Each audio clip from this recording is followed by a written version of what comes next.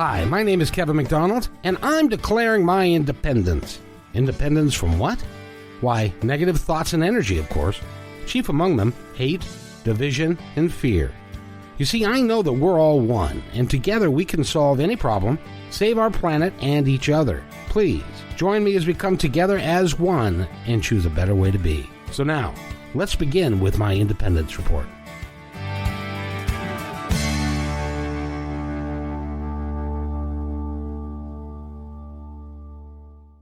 Blink, so you're live there. Yeah, I'm here. That's really cool. That's really cool. Well, this is another episode of Life Between Lives. We're going to have a really cool time today. We've got a special guest who's going to be on with us, who's going to talk to Natasha specifically about what it is that she needs. And first of all, I want to introduce the participants. Natasha Venter is right over there, and she is a psychic medium who specializes in working with guides and spirits from the other side. And would that be appropriate, young lady? It is, totally. I try to work with the angels, and then when family members pop in, I try to give as clear a message as I can through the what I'm hearing, seeing, and being, because I'm not attached to what the message is. I'm attached to giving the guidance, and if I can give any kind of grace or peace to anybody, and sometimes it's just a little bit of peace. It's not necessarily the big picture. It's just something to get a breath in the midst of grief or what's going on, that I just try to give that. And so with that, that's why I work with the universe of love. And that handsome devil down below there, his name is Regan Forston, and he is a hypnotherapist of note, and he works with people in the Live Between Lives hypnotherapy program that Michael Newton did. So tell us a little bit more about yourself, Regan. All right. Well, I'm one of the 250 trained therapists that from the Michael Newton Institute. We're scattered around the world in about 40 countries. And just quickly, this process was discovered about 40 years ago, but now it's just going mainstream. And we've had about 50,000 people go through the process and have successful sessions where in a deep state of relaxation or hypnosis, it's really just being very relaxed. People seem to have the ability, when you have a facilitator next to them, to quickly go to a past life, actually see themselves pass away, turn around and see who's there when they passed away to take them back to where they go between lives, which people would call heaven. I guess a lot of people would call that, or the afterlife. I proceed to follow them, and they describe to me what they're seeing and doing. And because we know of about 8 stations so far that we've discovered in heaven, then we ask the guides there which one of these they can go to, like to have a life review before a council, visit a soul group, which are souls that they normally incarnate with, maybe have a conversation with their soulmate. There's a library to go to that has all the records of every life they've ever lived, if they want to go and view more of that.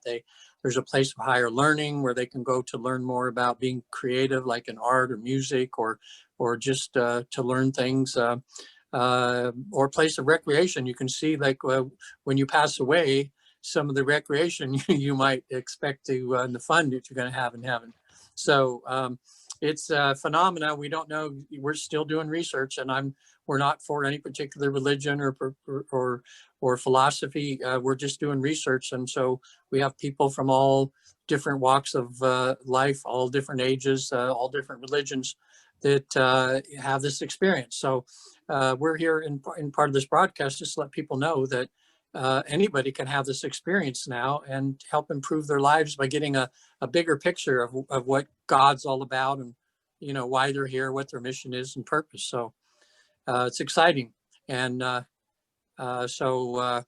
yeah, that's it. That's that's good enough. And I'm here. My name is Kevin McDonald, and I'm your host. And I'm here because I'm not a medium, nor am I a hypnotherapist, but I do get questions that people either ask me or that I hear about, or somebody will post something, and so I bring that to the table. And this is today's question that I'm going to bring together for both of you, which is, I was looking on Facebook, and old, well, she's not old really, but she was my girlfriend like 40 years ago, and I dated. She's an older acquaintance. Exactly. And I dated her for a while, but I was really close to her older brother, and he passed away in May.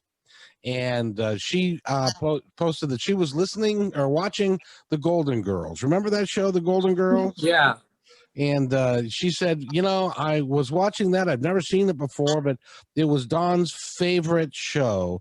And somehow I feel like he was sitting here watching it with me. And I posted back, he loved you very much. Was I just filling her full of hot air, or was he actually present? And if so, how could that be? Natasha, go first. Well, that's the thing about spirit and our loved ones, is that they do pop in when we are sometimes doing things. Like I see sometimes grandmothers coming in and cooking with their grandchildren, because of the age and things happening. I see sometimes, like one time I did a session with a mother who lost a child, and he would ride in the car with her. And that's the thing that he would say to her. He said, he said, "Mom, please play the music you used to love to play when you used to laugh and giggle, because I like to hear that too myself." And so he would ride in the car with her sometimes. Our loved ones do things with us when there is that joy, and many of them don't hang around all the time, which is a good thing, because there are spirits of the house sometimes that pop in. And like my girlfriend, who had a spirit, a young lady who was in her house all the time, and her kids were always sick. Because when we have spirits that linger in our homes, a lot of times they zap our energy and they make us ill. But our loved ones who just pop in and spend time with us like that, just that quick little moment. And there was one time when I was watching Touched by an Angel, when my dad died and I was still carrying my child. And they said, a minute or a second in earth time is years in spirit time. And that's what I understand, is that there's no time frame. So even if they're only there for 3 or 4 minutes, for us, they're there for a lot much longer in love. And that's one thing they want to just say, is that I'm good, I'm loving, I'm here, I'm happy for you, I'm happy with you, and I'm hoping you're doing good, and just spending that time together of memory. Regan, from your perspective, how does that work? Well, a client I had 2 days ago, it was she's from I want to say Bolivia, but wait a minute, no, Belarus, right by Russia there. And she's over here, but her grandmother just 3 weeks ago died of COVID. And then her mother got it, and her mother just, I guess, got out of the hospital. So she almost lost her mother too. So, and she can't get a plane to go over there. Oh boy, it would be great, Natasha, if she was here right now and you could help. She's just in a really bad way right now. And and her grandma, said she's even more closer to really than her mom. She loves them both, but her grandmother was like the matriarch of the whole family and everything. And so on the plane back to Los Angeles, where I'm seeing clients right now, she was sitting in her seat, and all of a sudden, with her eyes wide open, there was a yellow. She saw like this beautiful yellow color right in front of her, and she said, "I just know that's my grandma." She says, people might think I'm crazy, but I actually saw this light, and then she was talking to her mother, and the mother said that as she was crying and everything, all of a sudden she's smelling the perfume of her grandma, of her mother, and she says, could that be her really, or whatever?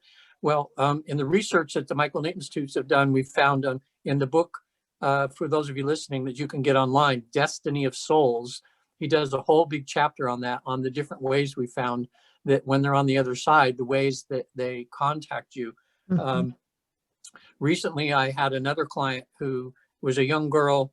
Her husband was coming out of a KFC at New Year's Eve, and he was from a Mexican gang or Hispanic gang here in LA, and another guy from another rival thing walked by him and didn't like the look that he gave to him, so he followed him out to the car and shot and killed him. Right in the KFC parking lot. And she has a 3-year-old little boy. She was devastated. Anyway, I'm doing a session for her. I did the regular tapping, the EFT helped her a lot. And then she told me in the following session, a few weeks later, that her father-in-law came to her and said, my son came to me in my dream. And he says, you are so in grieving that he couldn't get through to her. Yeah. So he's telling the father-in-law, says, I want you to go over to her and tell her that I'm okay. And to really, really, be a good mother to our little 3-year-old, that it's very important that she move on. And told the father, so that she'll believe you, I want you to tell her that about the little tattoo, and I forget what it was, on her left breast that she had, because she would know when the father-in-law embarrassingly says, I'm embarrassed to say this, but he said that to let you know that it's real. And she started crying, because no one knew that but her husband, of course, so it's real. I mean, there's a way that they could try to contact us through. I've even heard, like Michael Newton and in the research that we've had says, souls on the other side can actually implant themselves in a dream you're having. Yes. The dream doesn't have to be about them. You could be dreaming about anything, and boom, then all of a sudden there they are. And sometimes it's just waving or saying hi. But when I'm working with people that go to a past life, sometimes I say, are you ready to move on now? And they'll say, no, I have to stay here because my wife or my husband is grieving and I need to be with them. And then I'll ask them, well, how are you going to get in touch with them? And what the last one I had just told me to be quiet for a minute, and then says, okay, I'm done. And I said, how did you connect with them? And she said, I forget what it is now because I do so many of these things, but somehow energetically she was able to connect with him, and she said, he's better now, and I feel like I can move on. So they actually do come and see you. And I want to follow up on that real quick, and then we're going to introduce our guest. Okay. Because I hear all the time people say, oh, I wish that, or I wish that he would be able to see me, or he died and he can't be at Christmas, and how would you convince people, or at least put it out there for them, that all of this is real, that this isn't some sort of fairy tale that that we made up, that we decided that we were going to go on YouTube and talk about something that's just not real? How would you convince folks that that what we're talking about is actual reality, that it really does happen? And if you look around and pay attention, you'll see your loved ones, or you'll feel them, the ones that have passed on. Natasha? Well, many of us, we get so that we don't trust. And that's where they do give the whiff of the smell, or you might feel like a tingling on a shoulder, or you might feel like somebody kind of goes along and just brushes your hair or something like that, because that's kind of their energy that they can produce. Now, remember though, that they are like the wind in a way, that they're, when you go up and like Regan says, is that, when you go in, they go up into this meditative state, they'll see like a glowing light. Well, that's what they are here, but they're more lucid, so we may not see them because it takes a lot of energy to produce a figure. So that's where they do give whiffs of smells, and they give that kind of thing. And when we're working with the knowing that they're there, many times they're there with our birthdays, weddings, they know when the celebration is. And the reason why sometimes that, I'm going to be honest with you, sometimes I don't get names and I don't get specifics, I get specifics, kind of like your Kevin, like it came to me in a specific. I didn't know it was a specific that, when I was talking to your son about how, his uncle was looking over his shoulder when he was working. And he even told you that before I said that. Yes. And so I don't know when something is going to be that wording that is impactful, but it's those kinds of things, something that the person knows that is real. And then like me saying something like, well, do you ever feel like something stands right behind you and you're kind of like going all the time? Well, that's your family member. And they go, oh, it's those kinds of moments that, and I can't tell you exactly because it's so specific, that's the confirmation that says, oh, it is somebody I know. And those are the only things sometimes that, because like my husband's the type that is like, if he doesn't see it, he doesn't believe it. You know, you have to kind of sometimes bring something that they know to bring it forth to say, this is happening. Kind of like with you, Regan, you being the facilitator, a lot of people who are, let's say, just kind of living life, they don't realize what they can go to until somebody says, let's go look at it. What is that? You know, and then they go, oh, I can let go of that fear to trust what's going to happen next. Because many of us know when a loved one's around, but we say, oh, no, they're not there. Yeah. Well, I'm hoping that maybe because some people need to experience it in person, or like you say, like your husband, you have to be able to touch it and feel it to be real. But I'm hoping that, people watching this and everything now, even if they don't have that particular experience, maybe they don't have that, but that the fact that they just know that this is just more proof that your relatives are just fine, that they're in another place. And if you were receptive, they probably could contact you. But if you're not that receptive, they have no way of getting through. But just the fact that you're hearing this and we're doing research. We have, 50,000 people now in Dolores Canyon, another 50,000. This is a real phenomena. And so when you have someone that dies, we're going to miss them so horribly. It's going to be horrible or something. We miss the seeing them, but just knowing that everything's okay, and that they're over there, and it's not not as bad as we think, where it's just the end of everything, then that can give them peace, even if they don't actually get to have the experience of feeling them or seeing them in a dream or something like that, so I'm of the opinion that if you are open to it, see, the key in my world, and working with a lot of psychic mediums and people who are energy workers, and like yourself, if somebody is not open to it, if they're not aware and not going to allow them to come in, they can't, because we're closed to it. So if my advice is, be open to the process. If you go see a medium, if you go see Regan, be open to the process and accept what is, because it will show up for you. At least that's it's always done that for me. And I know that you've worked with a lot of people, Regan, that they when they open up, amazing things come to light, don't they? Yeah. Well, yesterday I actually did 2 sessions. I usually only do 1 in a day, but both of them went to past lives and everything so easily, and so like it was nothing, just so easily, that they came awake in the session and said, I'm just making this up. This is because it shocked them that it was just easy to do. But I think when they really think about it a little bit more, they're going to realize that that they were really there. But it just came too easy. Like somehow in their minds they're thinking, well, it has to be this real difficult process, whatever. But boom, I mean, one of them was in a cave, with a cot against the corner. She knew that the person in there she wasn't married to. Then she's down at this wharf. There's a small little village, and she's seeing everything, describing everything, just like it was no effort at all, And then we bounced around a little bit. We ended up in another life where she was a man, and knew his name, what he was doing, had a family and everything like that.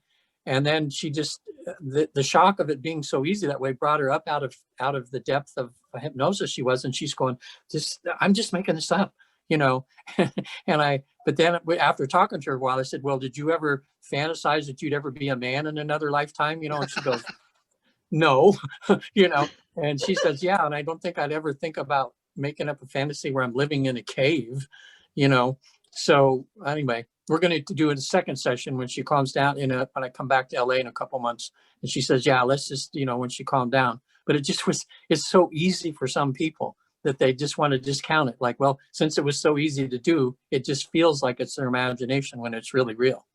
Absolutely. That's the difference between me being the intuitive I am, is the trust. That makes all the difference. That is one of the key. The more I've trusted, the more my gifts has opened up. And so with that, there's just this wisdom that comes when you do trust. Yeah. Now, Natasha, I wanted to follow up on what Regan just said, because that happened to me. I did a past life with Dominique. I forget her last name now, but she's also a Newton trained hypnotherapist. But I was having problems with being. There was an issue going on in my life, and she asked. So I put me under hypnosis, and it was really super easy. I was suddenly in a Native American village, and I was a teenage boy, and I was not following the rules. I was breaking the rules. Imagine that. Not you, Tim. Imagine that.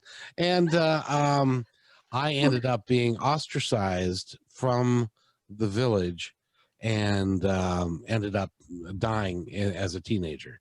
And now I would not have thought that up all by myself. But do you have any insights into that? Was that just a fantasy, or was that real? You have lived many different lifetimes, because I can even see you back in the Roman days.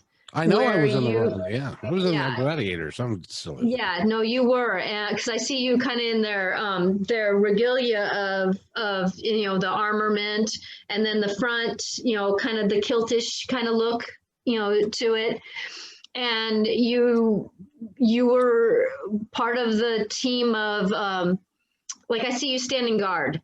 You were part of the guarding of. I see you doing different jobs. Like, I see you in front of the prisoners. I see you in front of, like, when they would come in with the chariots type of thing, and they would race. You'd be kind of the doorway guard. So you were kind of The doorman. teamwork.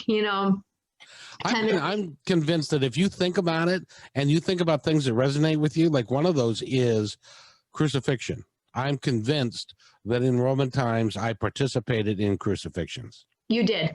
That was part of your team thing.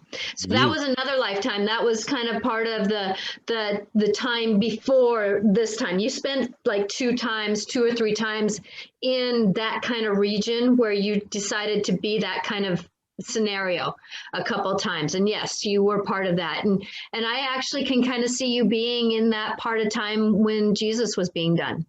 And so that's why it resonates so strongly for you, because you know that it was part of that, what do you want to call it? Life-altering experience for our world. Oh, absolutely. Absolutely. Yeah, Kevin, we might have been together before, because when I did my Life Between Lives session, I was a Roman soldier on a white horse, and I was facilitating hanging people on crosses. And that was very I started bawling my eyes out. The facility, I was just crying, because my Regan self that was aware that I'm there, thinking about, how could I have done anything so horrible, and it was a real learning thing for me to have to be humble and accept that that I've made some progress, that I'm not doing those kind of things anymore, that I've learned somehow, And we also understand that living many lives, we do this with partners, with people that are in our group, that we do this play over and over again and learn things. And so it's very possible that we are actually, even though we haven't met until we're a little long in the tooth, that we could have been it could have been in our soul group, or you guys, possible. I don't really feel like that you were. It's kind of like you would cross paths, but you weren't crossing paths at the same time. You kind of were like, maybe like, Regan was a little bit older and you, Kevin, were a little bit younger. There was those times where you kind of knew you were kind of in the same timeline, but not necessarily in the same zone. Maybe I had the night shift, he had the day shift. Yeah, or there was something going on, but I get that you guys kind of had that sense of being in the same flow, but maybe a year or 2 off from each other. Okay, Natasha, thank you for that. That's great. I'm glad you can see that. Yeah. So now, Regan, we have a guest. Yes, we do. Would you like to introduce our guest today? I sure would. This is a longtime friend of mine. We're very soul connected, and her and her life mate here allow me, when I'm in Los Angeles, to see clients at their home. They have a very a nice home in Chatsworth, California, and has a very nice office here to see clients. And so it's like he's opening up the house to people to come here to have these spiritual experiences. So it's a nice space, and they just put up with me for a week, and I just see somebody. And Kerri here, you're going to love her. She's one of the salt of the earth, as they say, just a really sweetheart of a person. So hopefully now people watching this, when you post this, that are watching live now or see this future, you'll get to see Natasha and get an idea of what she does and how she does it. And so they might see some value in doing that for themselves. So thank you, Regan. Thank you. I appreciate the trust that you're giving me. Thank you. Sure, Natasha. Okay, well, I'm going to change seats here and let you speak to Kerri. Okay.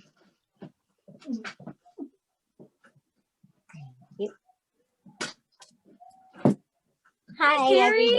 everybody. Hi. Hi, Kerri. Hi, Kevin. Hi, Natasha. How are you? Pretty good. Welcome to our little shindig that we're doing. Yes, thank you for having me. This is very exciting. I've not done this before, so this is a whole new realm for me. Well, hold on to your good. seat. You're about to be impressed. Yes, I already am. I was listening to the whole broadcast already and went, wow, how interesting, and food for thought for what questions I have for Natasha. Well, good. Well, do you want to start off with your questions, my dear, or what is it that, because sometimes, what I find is, it's hard for me to pay attention to the AM station and the FM station at once, trying to tune into what's good for you. So if you have something specific that you would like this agenda, and knowing that we have such a short time, I would be grateful for that moment. Oh, well, thank you so much.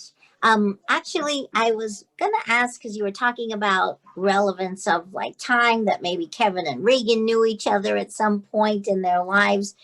But I've always had this passion for the 1800s. Mm-hmm. Always. Yeah, ever since I was a little girl.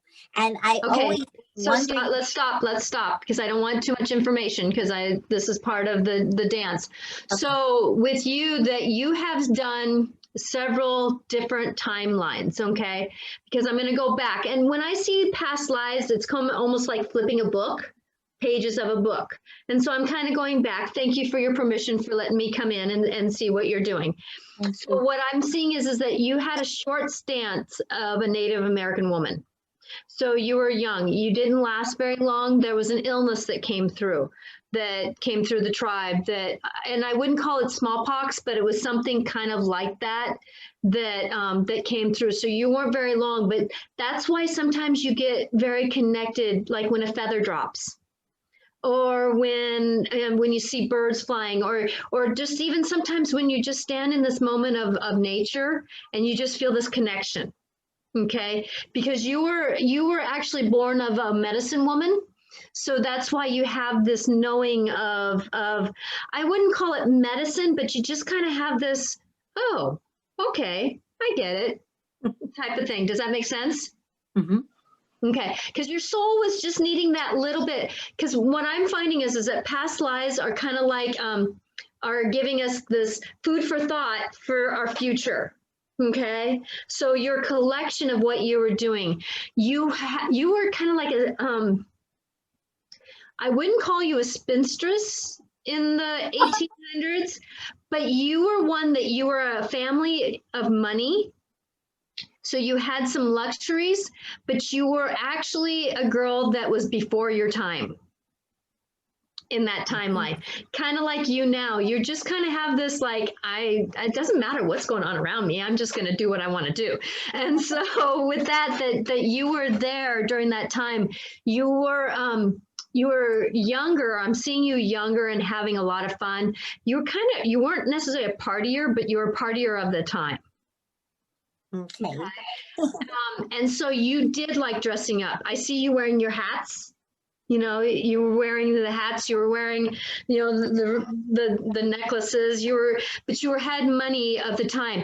There was a time in that lifetime though, and this is something that I'm feeling is important for you to understand. Remember though, it's not for you to go into the trauma of the life. It's called scheming the top to learn the lessons. because sometimes we get into the trauma of what happened in that life, and then we kind of get that stickiness in this lifetime, and that's not what it's about. Okay, so I want you just to glean the top of this, that you went into a time in that lifetime where you went into a poverty, or you helped someone through poverty, and you really became an awareness that there's two sides to every coin. And that's what the lesson was about learning that it doesn't matter where you are in life. It's not about what is happening. Like if you have money, think about the other side of this. Does that make sense? Think about the people that don't have enough. Or if you're in the poor, understand that everybody has a different role to play. So they're wanting you to kind of have, that was kind of trying to give you a perspective that is, it's take the middle of the road perspective. If I have a lot, don't act like I have a lot. If I have less, act like I have a little bit more, you know, but it's that kind of, but you had fun, especially in your younger years. In the older years, you had an easy younger years, and then you had a harder older years. There's many times that in life, this is a rhythm. We either have a harder time being young or a harder time being older, or vice versa. Mm-hmm. Okay. So like for me, I had a harder time being younger in this lifetime. Now I'm having an easier time. So there's those things that we're doing. You also, I see you back. You were actually, I'm going back to when over in England, when they were doing things like, over in England when you were part of the earlier time. Okay, and this is another time that's important. I get many lifetimes, but sometimes the important ones that you're to know right now. So you were back when they were doing, it was before religion really hit that area. So it's not about Catholic or Protestant or anything. It was back when you were in the words aren't here. I'm sorry, I'm just getting the pictures. Back when you were of Earth, you were you did the solstice, you did the equinoxes, you did a lot of the Beltons and a lot of that kind of the getting into Mother Earth type of thing. And so you're very connected. That's another reason why you chose to come back as a Native American woman, because you needed to have that balance again of nature. Because and there's a couple of them that you didn't have nature. And this is, and you with nature, that's, if I can give you anything, spend time in nature and it'll cleanse your soul. Does that make sense? Yes, it does. I don't do it as often as I'd like, so that we usually don't. Sense. I don't even do that. I have it's like, Natasha, just go stand with your feet in the grass and you'll be fine. Okay. I'm just so curious though with England, because I've always had really a fond love of, like, even when I was little, reading Charles Dickens and Oliver Twist and you know, having all those and watching those shows from, you know, that era just resonated with me. Yes, so. Yes. And that's the thing, because you have had different timelines of being there, but this one really came, it was before it was really before any religion was formed. It was when you were still in the tribes of the area. So it was England and Ireland and all that was still just land and tribes. Mm-hmm. Now, can I ask a question, perhaps? Yes. Okay, so my mom has been gone now many, many years, as old as my son, who's 28 now. So when he was 4 months, she passed away. We were so close. And even now, that is 28 years later, of course, literally a day has not gone by that I don't have that fondness of feeling for her and think about it. I have the same with my father, and it's almost the same timeline. Wow, is that right? Yeah. Wow, 28 years ago, that's a long time. But they're always with us. Yes. She's always in my heart. She's in my soul and my, you know, my spirit, really, because she was such a beautiful human being, and I'm so lucky to have had her as my mom. So I was just wondering, like, I wish I had that bit of, I guess, is it clairvoyance where you could see it? Because I'm very spiritual, and in fact, Regan and I went to school. I became a hypnotherapist also. However, I didn't practice it, which he has continued, sadly. But I had a wonderful education and experience going through that. You're not meant to, I'm just going to say this, you're not meant in this lifetime to really do one thing.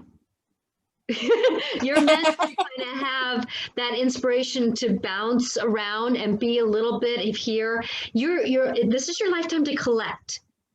You know, you're like this little collector, but it's more a collector of, oh, I can learn that. Oh, I can learn that. So it's not necessarily a collector of things, even though things come along for the ride. You're more of a collector of, oh, I think I can do that.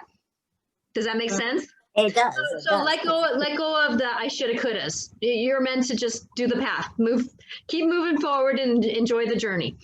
Yeah, so I'm trying my best to do just that at this very moment in time. But because of that clairvoyance that I would have liked to have had a little bit better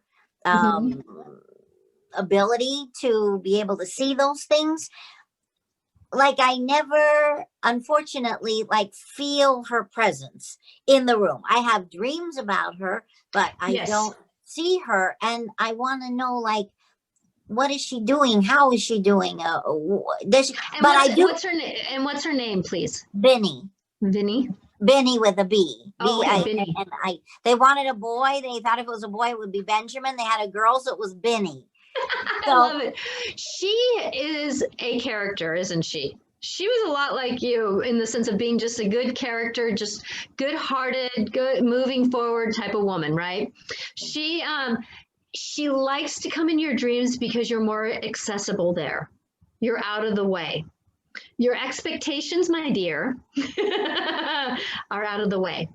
And so with that, that's why she comes during that time. She actually does enjoy, there was something that you guys would do. Like, did you, either you sat at the kitchen table and she cooked, or she cooked and you sat at the table? There's something that you guys did. She cooked, I cleaned. Okay, because there's something that I see you guys sharing the same space, but not necessarily doing the same thing at the same time. Does that make sense? Yeah, because we were both like super creative. My mom was amazing. She used to be an expert knitter, and she was a businesswoman. She used to be. I did see somebody sitting down doing this, but I haven't said it yet. So thank you. Mom. Yeah. And so we would do that together often, where I would be creating. I do needlework, and she did actually also, but she was an expert knitter. So we did share that quite often together. So, but I just was kind of wondering, like, how, like, what do people do on the other side? Like, I always wonder, like, what's their day look like? Like, their spirituality is there in some way, and I'm wondering, like, well, because she's not here in the present form. So I'm wondering, like, well, how is she? Like, what does she do during the day? And she's doing a lot of the things that her soul, okay, so from my understanding, and what she's saying is that she's actually saying, my dear, don't worry about that. I'm fine. So she's just saying that she's just moving forward, and it's kind of like she's not the person that she was then. So she comes back on like little pop-ins like this, where she'll kind of remind me of who she was in this lifetime, so it connects with you. But she's kind of off doing the things that her soul needs to do to prep herself to come back into, actually, she's not going to come back to here. She's going to go to a star planet, because that's her next journey. She wants to learn some of that. So she won't be coming back to this planet necessarily. She's telling me. Ever or just recent? I mean, ever or no, she'll be back at some point in time, but her next lifetime, she's getting ready to go on to another planet. So that's where, so her soul, through the time of being gone here, is getting prepped to get ready to go on to the next journey. And so she's kind of done that work. Now, like for me, my dad, he's kind of one of the worker bees. He's kind of one of the angels of time. So he'll go around and kind of help out other families. He'll go and help out a certain area, work through something, because he's kind of that kind of worker bee. He's the angel of the time. Your mom is more specific on her personal soul journey. So it's not like they have classes when they're over there, but there's kind of like these soul kind of jobs that they have, classes that I'm seeing that she's doing to kind of give her the one-on-ones on how to tune into the lifetime she's going into next. I see. Okay. But she's happy, she's loving, she's the smile on her face and the love I'm feeling from her heart is boundless and endless. And I'm just so grateful to have this time with her, because she's just a loving being. And it's so she just wants you to know I love you, my dear, and don't worry about the politics of, I'm there with you when you know I'm there. Just believe it a little bit more. I do. You know, she's helped me when the worst of times, when things are the worst. I just say, you know, mom, inside, that I know that she's listening. Yes, and things always turn around for the better. And I know it's because she does. She does. She actually does. And that's, but she likes your quiet time. She says she's there in your quiet time. So if you get a whiff of a smell, and sometimes when after I have a conversation like this with somebody, they'll start being more aware of these little whiffs of smells and these little whiffs of things that are going on. So just be more aware that you're not sitting in the room always alone, even though you may think you are. Okay. And that's the thing is stop thinking that you're alone, because you're not. Okay, you too, your souls will journey again. Kind of like I have a feeling that the next time that you have a lifetime, you'll be on the same star planet with her. Oh, okay. Yes, thank you. You're welcome. I do hope this was helpful to you. Yes. And do you have any last minute questions? I was just wondering. Well, what does she see for you? For your, like, a job in the future? Oh, yeah. There's one other question, but this has nothing to do with like my mom or past lives. Is that okay? Oh, yeah. So I guess the question I had is like, do you see my future in a specific type job that you think possibly you see for my future? You know what I see for you, my dear, is that after this COVID thing, that people are going to need somebody who just says, you're okay. You're fine. Let me show you the way over here. You are the type of person that I can just see you may not be in a specific job, but I see whatever you're doing, you're supporting people moving on past this moment. So I would just start asking myself just to be, okay? Because that's part of this next process. So when you're just being, your job opportunities are going to come. Remember what I told you about, you are not meant to do one thing. Yes. What I see is that the theme of what you're doing is you're supporting those coming out of this kind of closed up time, that you're going to support them moving forward. So even if that's working at like at some of the schooling, you know, people coming out of college and I just don't know what to do because things look different than when I went in, you know, just whoever you're talking with, that's who you're supporting at that time. And that's going to lead you to your job. I'm not seeing one specific job. And I'm going to say this as a disclosure if I do a session with anybody right now, because we're in such a turning of the wheels of moving forward that we're not supposed to be what we're supposed to, you know, what we used to do doesn't always work now. But I can see the theme of what you're going to be doing is you're going to be supportive to those around you. Kind of like the way that you have a home open here, because you're helping those who come out of the session to say, thank you for coming to my home and, you know, trust what you're doing. You know, it's that kind of supportiveness that I can see you doing that when you're at a grocery store. You notice somebody's having a really hard time. Okay. But I see that this being for you is going to lead you to a paying job if you so choose to take it. Okay. Can I ask one last thing or is it too much? Too long? How's the time? One quick thing. Okay, so I have a son, and I was just wondering what you see. His name is Dane. He's 28, and I was just wondering if you see anything for his future right now. He right now is going through a very life-altering experience. And this life offering, I'm not going to name it, claim it, but I'm just saying that this life-altering experience, he has a choice right now to either walk forward or stay where he's at. And he's in that crossroads right now. Mm-hmm. And you know what I mean, right? Mm-hmm. 100%. Okay. So with that this is a personal choice for him. Okay. So more that you can just offer love and just say, if you make the choice of love for yourself, you're going to survive this.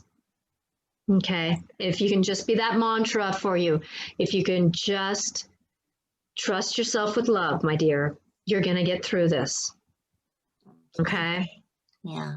Start saying no to the negativity and yes to the love. And I can see him becoming very successful in his life because he's got it. He's a very smart kid. He's got that inner voice. He's got he's very intuitive, and that's part of his problem. He can't trust it. And so he's trying to cover it up. And so if he starts trusting that, he's going to be able to negotiate a little bit better. But it's a personal choice right now. And I can't read a personal choice. Okay. I have a son named Andre, and he's 4 years younger. Do you see anything for him at this point? He is watching his brother and learning a lot. He's going to be doing okay. He's a gentle soul, isn't he? He's very quiet. He's very gentle, and he's going to take a little bit longer to get moving. This COVID thing kind of threw him a little bit, but he'll get there. He'll get there. He just needs to trust himself a little bit more, and he'll get there. I look forward to that. Yeah, because he's this COVID has affected him so badly. But he needs a mantra for him it would be a good one is what's mine is mine, what's yours is yours, what stands between me and them is maybe love, a higher power, a color, whatever he chooses. But he's very empathetic. He takes a lot in that's not his.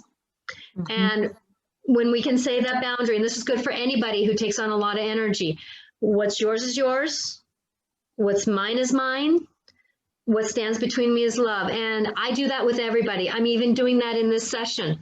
What's yours is yours, what's mine is mine. But there's no boundaries, there's no blocks. It's just there's a filter. Does that make sense? And so that might be a good mantra for him if he's willing to take it. Okay. Thank you. And that's the key, is if he's willing to take it. He's in that age where he's going to start turning, and he's very intuitive himself. That's why he's so empathetic. Yes. And he feels things very much. Does. More so than Dane. Yeah, exactly. Because Dane's more of intuitive this way, and your younger is more intuitive this way. Yes.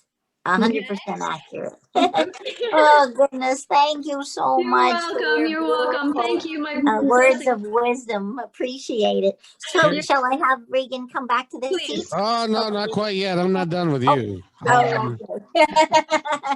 First thing is, you have a magnetic smile. You have a huge amount of positive energy in you. Yes. So you can go and you can do anything that you choose to do, but you're going to choose. Natasha's right. You're going to choose to be of service.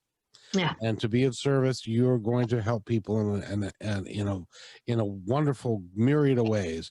And also, as far as your mother on the other side, she likes to go do anything she wants, and she can do it at the drop of a hat now. So wouldn't you have fun over there? If you could just go do anything you wanted, and it just magically appears. Yeah. So if I can just say one more thing, sweetie. Sorry for interrupting, Kevin. If you get in the mind and thinking about what you should be doing, just remember to be. Capital B-E. Yeah. Just remember to be. Oh, I'm supposed to be when I go in a grocery store. Hi, how are you? Oh, they don't want to talk to me. Okay, I'll move on. Just be whatever that be is. Okay. If it's 10%, if it's 100%, be what you are. Thank you. Exactly. And the last thing, as far as your kids go, I refer to the gospel according to Back to the Future. The future isn't written yet. You can do anything. They can do anything that they want. Understand that their life is empty and meaningless. They get to fill it up with whatever they want and choose how they want to live it. And make sure that they understand that mantra that they can do anything that they want. Yes. I love that. Thank you. I will share that with both of them. Thank you. Professionals too. Thank you both so much for having me today. I really had a wonderful experience. Actually, I really looked forward to this today. So I'm going to quickly have change seats, and Regan's going to sit right back down to finish up your broadcast. Thank you. And if your sons would like to have a session with me, I can very much do that. Oh, thank you so much. Okay, and there'll be more personal work. It's hard to give personal information to somebody who's not them. Yes, of course, of course. Well, thank you for that. Thank you. I will definitely share that both with them. Thank you. Bye. Take care. So, Natasha, while we're waiting for Regan to reassume, how does somebody get a hold of you? So, yeah, Natasha, that was great. I love seeing you work that way. See, I know Kerri very well, and I know her boys are like kind of like my surrogate sons. And you were, oh my gosh, you were so right on with that. Dane right now, or he's the older son now, he is in a crossroads right now. And he's let me work with him. He's been diagnosed ADHD, he just, but, and bipolar actually.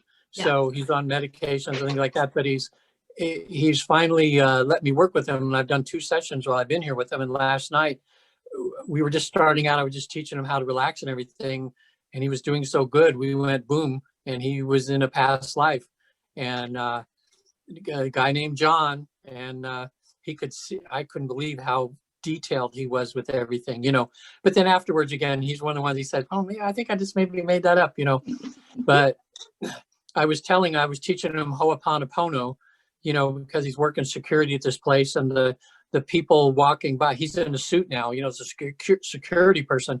And these people are walking by all in this big office building, and they look so put together and so everything. And he feels a little less than, and I was teaching him how when they go by in the day, just every one of them under your breath, just say, I love you, I love you, I love you, or whatever as they're walking by.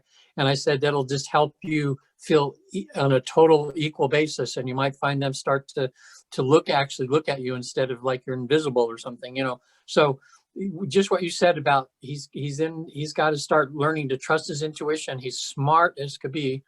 And what we found out with the Dolores Cannon research and everything too, doing these Life Between Lives, is that these people that have ADHD or whatever, a lot of them are like star kids. I mean, Yes. They come down here with these extra abilities that we don't have. And he just needs to find out where to channel that. And he could be amazing at whatever he does.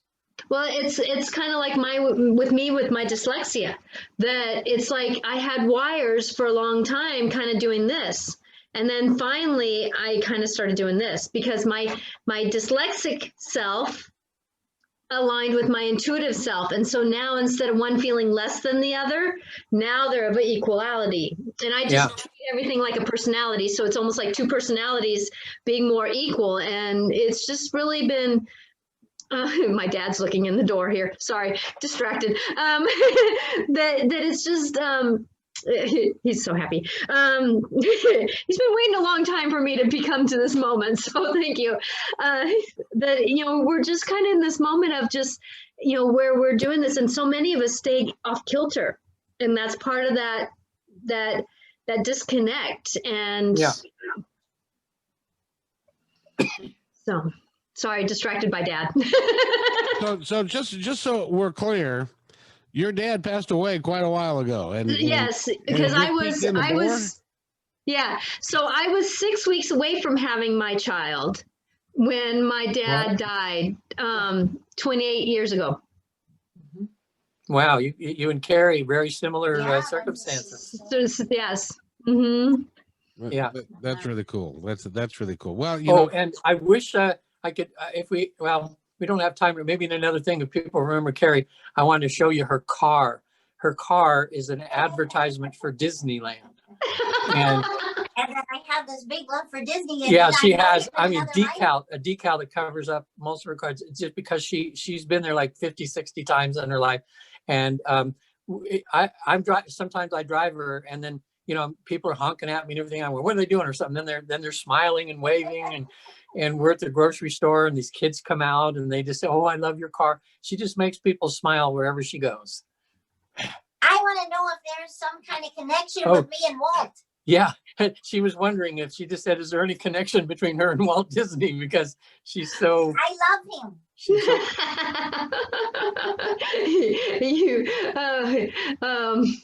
I'm sorry. You were. This is part of your inner child. This is part of your inner child, that inner part that, because I believe that we all have this we have these personalities in ourselves, and we have an inner child that stays younger. Like Kevin's inner child came out when we were doing the radio station on Sunday. It was so wonderful to see, you know, and it's like, you know, so it's about your inner child to keep you that innocence, that joy, that love, that, and that's why it's sometimes, you know, you almost pout when you don't get to do certain things, because it's your inner child that wants to do it so bad. And so You're so right sometimes on. when we have an inner child who says, but I want to have it, we got to kind of say, you know, like every child, sometimes it's like, you're going to have to wait. That's so right on. Oh, That's what's so adorable. I like waiting. Yeah, it's her childlike innocence. Mhm. That's just wonderful. Yeah. You know, because we all need that more, because we get so We serious. do, especially now. We need to remember to do those inner, like for me, when I turn on music and dance, that's my inner child in me. And Yeah. Kevin saw a little bit of that when I was dancing. You know, it's just that little bit of inner child. Yeah. So no connection to Walt. But no life connection, you don't say to him. Just what he represents. That's not, yeah, somebody else might get a different connection, but at this time, that's not what I'm getting. Well, what I think that what he represents was a wonderful life and a wonderful place to go. Integrity. Happiness, Yeah. and integrity, and honesty, and all of those things. And that's something that she aligns with. That's what she aligns with wholeheartedly. Exactly. You know, I wrote I didn't finish it, but I had a script, you know, being here in Hollywood for a long time and being in the Hollywood thing. I started writing a script, and it was about a girl in a family, and the scene opens up. She's in her bedroom. She's like, you know, 11, 12 years old, and her parents are fighting horribly, and the dad's abusive and everything. And she has this horrible energy around there. So then it shows her getting, you know, beneath the floorboard, she's been saving pennies and dollars and things, and it's just enough money to get her on a bus and to go to Disneyland, because she's heard that this is a happy place and she's never had that. So she gets that money. She's here's this little teenager or 13-year-old going to Disneyland. She gets to Disneyland and she never leaves for the rest of her life. She finds ways. She's hiding in the, you know, she's hiding in the underground they have there. She puts on the uniforms and pretends to be working there. And she has a place to hide every night, so the security never sees her. And then it's her as an old woman, and she's there, and she just spends her life there, you know, to get away from the abuse she had as a kid. And I thought that would make a great Disney movie for Disney, even, you know. So I'll appear in it. I'll star in it. And you haven't finished the script. Why?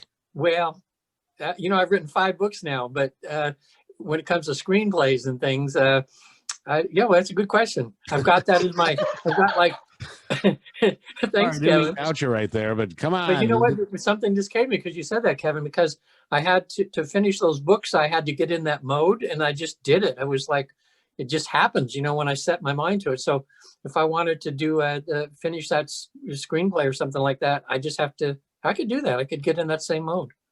You know, it'd be fun just to see how that character would develop, and how would she hide, and who would she meet, how would she affect the lives of people she saw, you know. Oh yeah, and it's like that So movie. don't copy. So everybody else who's listening to this, do not I know. copy and write that story. Well, we have a recording of this and the date, so I could go back to it.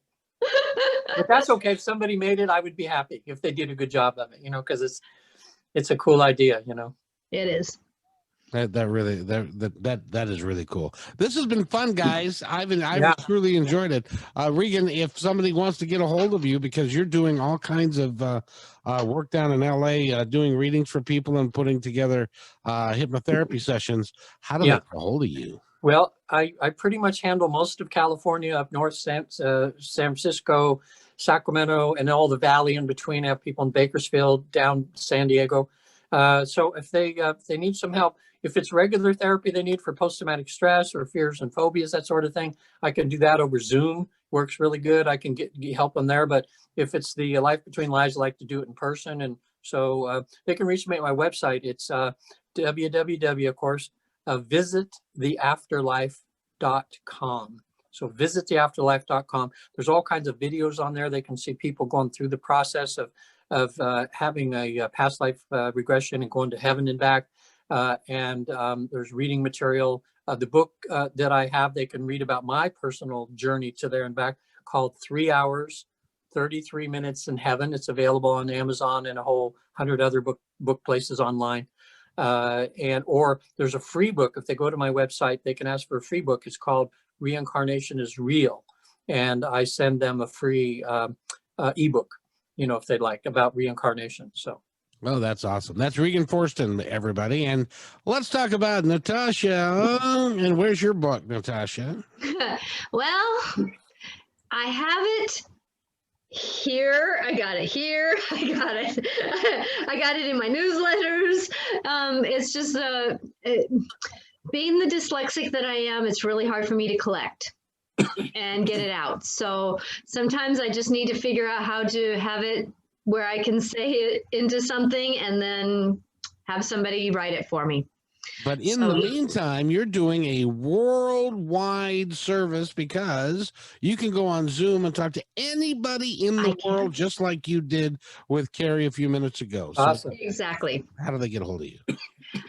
I am at www.angelicclarifications.com. or Natasha@angelicclarifications.com is my email. And I am one that I can do it at any time. My schedule is kind of one that it works into many different schedules. So I'm here to do a session if you would like. I love to help people through past lives. And I do a lot like what Regan does with, things that are traumatic or needing to work through something, or, I don't necessarily like to have knots all over my house, but I like to untie personal knots, try to figure things out. And so I enjoy having that path of figuring life out for people. Yeah. Why something is happening. Yeah, people watching this, not just because Natasha's becoming a good friend, which I like seeing you every week, Natasha, but me knowing Kerri so well and everything, that was very, very accurate. What you did, very, very intuitive. I think she's going to get a lot out of that. And that tomorrow, Wednesday, I'm doing a Life Between Life session for Kerri. So this is good in preparing her, Natasha, for what's going on. So good. Thank you. Thank you very much. I only know what I get, and I trust it. So.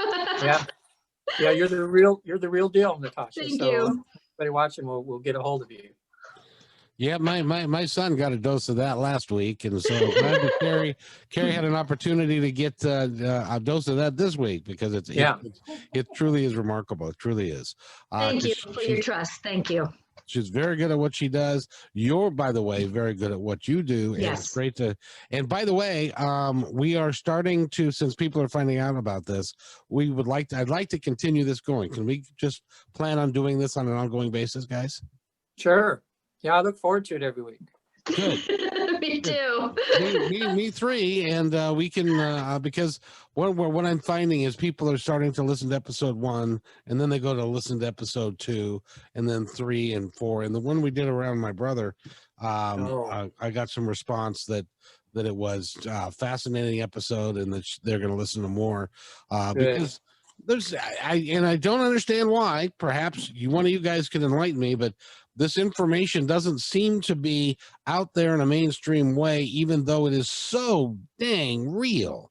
So Right. that's what we're going to try and change a little bit. Yeah, Kevin, that's Well, awesome. that's the thing is that, like we all, should have our wills done. We should all talk about, like you, Kevin, I'm not going to go into details, but kind of came up with, things happening now, that your brothers passed, that if they would have been taken care of legally beforehand, it would have made things a whole lot easier. People they're kind of afraid to talk about the end because it's so final and they don't want to believe it and they don't want to work with it, and so this is just kind of, I'm hoping that, since we don't talk about religion or any of those things, we just talk about, just what may be happening, that I'm hoping that this can give people grace, that it's a reachable subject.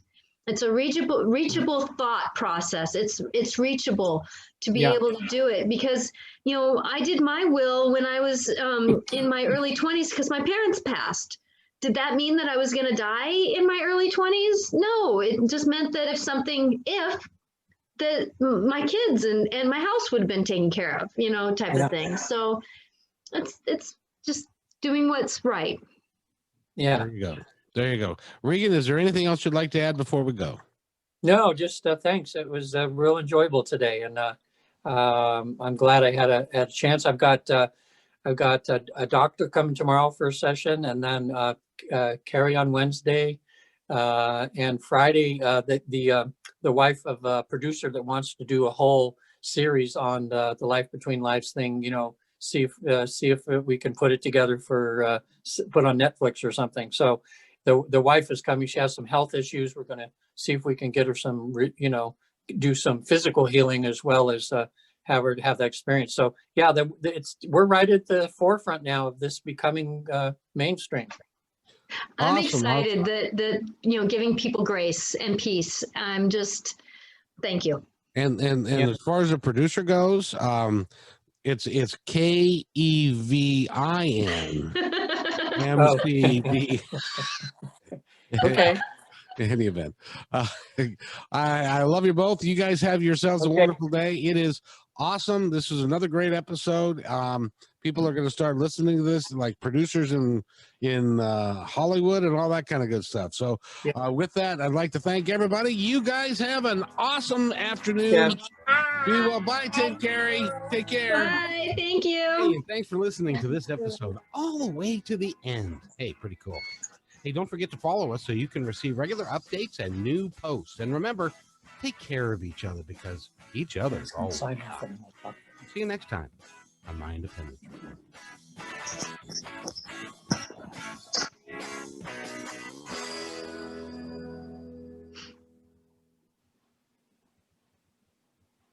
Thank you, guys. That was really cool.